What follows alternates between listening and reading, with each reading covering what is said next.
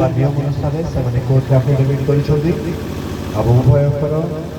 समस्त इच्छा एवं अभिमत अनुसार मो ओडिशा सरकार तरफ पाई स्वीकृति लाइसेंस एम बर कन्या रजिस्ट्रेशन कर हस्तांतर करुच्छी यह अति गुरुत्व और बहुत बड़ मूल्यवान तेणु यह मिस करेंगे ना कन्या गृह रही आम प्रदान करवा उभय से ठिया हे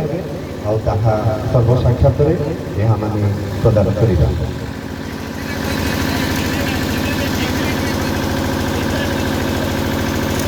आज्ञा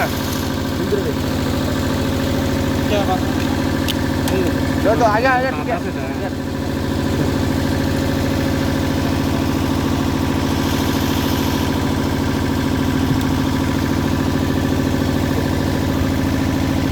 ये जो सर्टिफिकेट मैंने सर्टिफिकेट ये बहुत इम्पोर्टेंट है।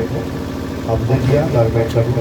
हिसाब से हम जो आपका एफिडेविट है गवर्नमेंट का एफिडेविट अब सिग्नेचर किया आपका जो रिलेटिव से आया है उन्होंने उसमें सिग्नेचर किया है और उसका जो जिम्मेदार आपका वो संभालना है क्योंकि लाइसेंस हो गया रजिस्ट्रेशन हो गया ये कभी भी काम में आएगा ये कब हमेशा के लिए रहती है। ठीक है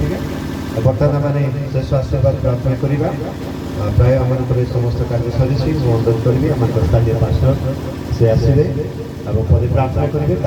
शेष आशीष आम विशेष कार्य को सांग आम चक्षु बंद करवा प्रार्थना करवा।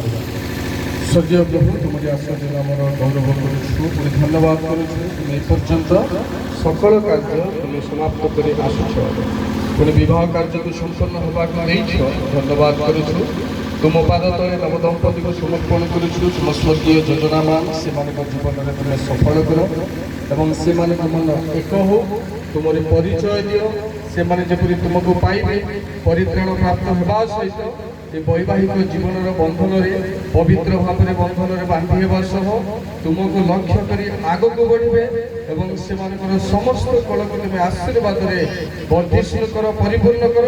एवं समस्त गंतव्य पथरे तुम्हें प्रभु से संगे संगे इमानुएल परमेश्वर हो अनुग्रहर द्वार मुक्त कर पुणी यही बह कार्य तुम आगमन पर्यंत स्थिर रहो समस्त मनुष्य मान कुप्रभाव कुदृष्टि एवं कौ पदक्षेप सकल से जीवन आम जीशु नाम अग्राह्य करुछु तुम दास मान प्रार्थना निवेदन आशीर्वाद सकल से उभय स्वामी स्त्री जीवन में तुम्हें साफल्य मंडित होगा दियो महिमा तुमको दे जीशु नाम प्रार्थना करुछु आमेन। एतबे पिता ईश्वर सम प्रेम पुत्र प्रभु यीशु ख्रीष्ट अनुग्रह दया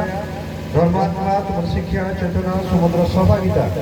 एतबे नव दंपति प्रति उपस्थित प्रत्येक प्रति ख्रीष्ट आश्रित विश्वव्यापी साधु मंडली प्रति आपण महागमन पर्यंत सदा काल संगे संगे था आमेन।